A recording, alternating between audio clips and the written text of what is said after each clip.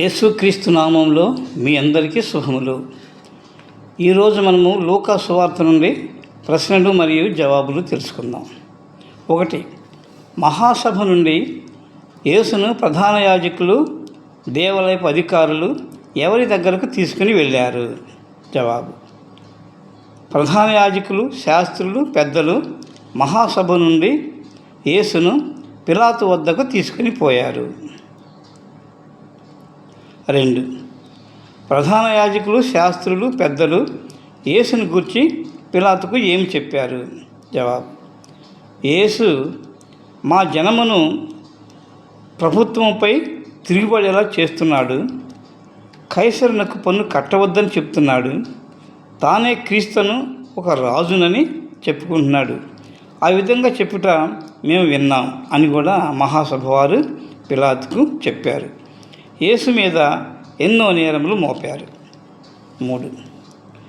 పిలాతు యేసును ఏమి అడిగాడు? జవాబు: నీవు యూదుల రాజువా అని పిలాతు యేసుని అడిగాడు. 4. యేసును పిలాతు నీవు యూదుల రాజువా అని అడిగిన దానికి యేసు ఏమి సమాధానం చెప్పాడు? జవాబు: పిలాతు నీవు యూదుల రాజువా అని అడిగిన దానికి యేసు నీవన్నట్లే అని సమాధానము చెప్పాడు. 5. పిలాతు ప్రధాన యాజకులతోనూ జనసమూహముతోనూ ఏమన్నారు? జవాబు: ఈ మనుషుని యందు నాకు ఏ నేరము కనబడటలేదు అని పిలాతు ప్రధాన యాజకులతోనూ జనసమూహంతోనూ అన్నారు. 6. యేసునందు నాకు ఏ నేరము కనబడలేదు అని పిలాతుతో మహాసభ వారు ఏమన్నారు? యేసు గలిలయ దేశం మొదలుకొని సమరయ, యూదయ దేశం అంతటా ఉపదేశించుచు ప్రజలను ప్రభుత్వమునకు వ్యతిరేకంగాను ప్రధాన యాజకులకు వ్యతిరేకంగాను రేపుచున్నాడని మరింత పట్టుదలగా మహాసభ వారు పిలాతుతో చెప్పారు. 7. మహాసభ వారు చెప్పిన మాట విని పిలాతు ఏమన్నారు? జవాబు: ఈ యేసు గలిలయవాడా అని మహాసభ వారిని పిలాతు అడిగారు. 8. యేసు గలిలయవాడని తెలుసుకొని మహాసభ వారితో పిలాతు ఏమన్నారు? జవాబు: యేసు హేరోదు అధికారం కింద ఉన్న ప్రదేశపు వాడని తెలుసుకొని యేసుని హేరోదు వద్దకు పంపారు. 9. యేసును బంధించి పిలాతు దగ్గరకు తెచ్చిన దినములలో గలిలయ అధిపతి అయిన హేరోదు ఎక్కడ ఉన్నాడు? యేసును బంధించి పిలాతు వద్దకు తెచ్చిన దినములలో హేరోదు యెరూషలేములో ఉన్నాడు. పెద్దలు, ప్రధాన యాజకులు, దేవాలయపు అధికారులు యేసుని మహాసభ నుండి పిలాతు వద్దకు తీసుకొని పోయారు. మహాసభలో ప్రజల పెద్దలు, ప్రధాన యాజకులు, శాస్త్రులు, దేవాలయపు అధికారులు ఉంటారు. వారితో ఏర్పడినదే మహాసభ. మహాసభ వారు యేసును చంపాలని నిర్ణయం తీసుకున్నారు. ఎందుకంటే నేను దేవుని కుమారుడును అని యేసు చెప్పుకుంటున్నాడు కాబట్టి.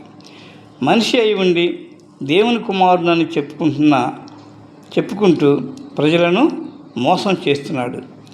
నేను దేవుని కుమారుడును అని మనతోనే చెప్పాడు కాబట్టి ఇక మనకు వేరే సాక్షులతో పని లేదు అనుకున్నారు. అయితే మరణశిక్ష విధించే అధికారము మహాసభ వారికి లేదు. కాబట్టి యేసుని పిలాతు వద్దకు తీసుకుని వచ్చారు. పిలాతు వద్దకు యేసును తీసుకుని పోయి ఆయన మీద అనేక నేరములు మోపారు. అవి: 1. మా దేశంలోని ప్రజలను తిరుగుబాటు చేయుటకు ప్రేరేపించుచున్నాడని. 2. ప్రజలకు రోమా చక్రవర్తి అయిన కైసరుకు పన్ను కట్టవద్దని చెప్తున్నాడని. 3. అసలు ఆయనే క్రీస్తు అని, నేనే ఒక రాజునని చెప్తున్నాడు అని యేసు మీద నేరములు మోపి పిలాతుకు చెప్పారు. అప్పుడు పిలాతు యేసుతో నీవు యూదుల రాజువా అని అడిగాడు. దానికి సమాధానంగా యేసు నీవు అన్నట్లే అన్నారు. పిలాతు ప్రధాన యాజకులతోనూ దేవాలయపు అధికారులతోనూ జనసమూహములతోనూ ఈ యేసునందు నాకు ఏ నేరము కనబట్టలేదు అన్నాడు. అయితే జనసమూహము, ప్రధాన యాజకులు ఇంకా యేసు మీద అనేక నేరములు మోపారు. ఇతడు గలిలయ దేశం మొదలుకొని సమరయ, యూదయ దేశం అంతటా ఉపదేశించు ప్రజలు ప్రభుత్వమునకు వ్యతిరేకంగా రేపుతున్నాడని చెప్పారు. పిలాతు యేసు గలిలయ వాడని తెలుసుకొని గలిలయకు అధిపతి అయిన హేరోదు దగ్గరకు యేసును పంపాడు. యేసుని బంధించి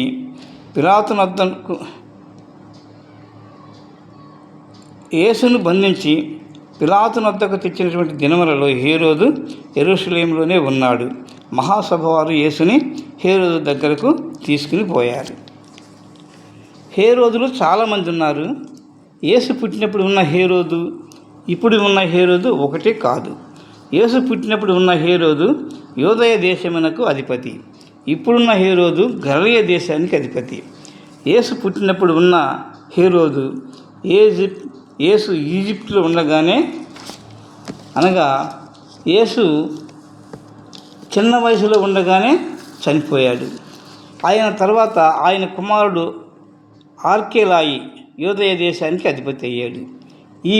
ఈ విషయము యేసు తండ్రి అయిన యోసేపునకు స్వప్నమందు దేవదూత తెలిపింది. యేసును చంపజూసిన హేరోదు చనిపోయాడని దూత తెలిపిన తరువాత బాలుడైన యేసును తీసుకుని గలిలయలోని నజరేతునకు వెళ్ళాడు.